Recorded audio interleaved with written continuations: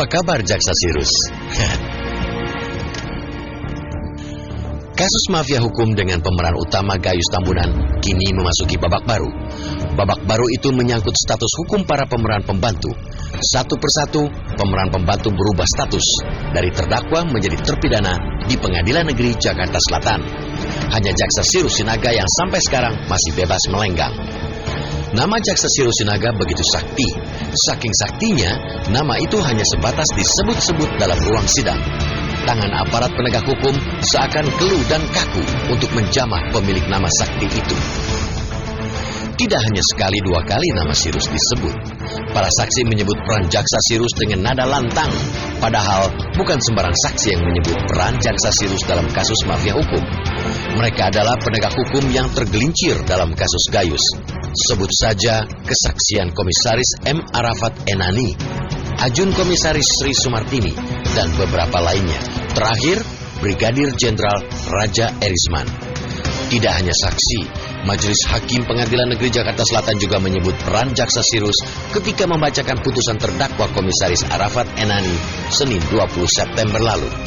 Dalam ruang sidang itu disebutkan secara terang benderang bahwa Jaksa Sirus diduga ikut merekayasa pengenaan pasal tindak pidana terhadap Gayus dari semula kasus pencucian uang dan korupsi menjadi penggelapan. Pasal penggelapan itulah pintu masuk Jaksa Sirus untuk ikut menangani kasus Gayus. Sebab jika menggunakan pasal pencucian uang dan korupsi, kasus itu harus ditangani jaksa bidang pidana khusus, sementara Sirus bekerja di bidang pidana umum. Akhirnya pasal korupsi dan pencucian uang benar-benar dihilangkan. Yang tercantum dalam berkas penuntutan jaksa tinggal pasal penggelapan uang. Berbekal pasal itulah, Jaksa Nazran Aziz di Pengadilan Negeri Tangerang hanya menuntut Gayus dihukum 1 tahun penjara dengan 1 tahun masa percobaan. Menjawab dakwaan ringan itu, Majelis Hakim yang diketuai Muhtadi Asnun malah mengganjar Gayus dengan vonis bebas. Jadi, sangat jelas sekali dugaan keterlibatan Jaksa Sirus.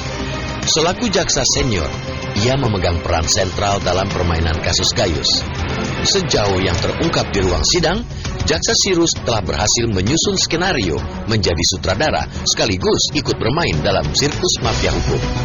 Sangat jelas pula adanya permufakatan jahat.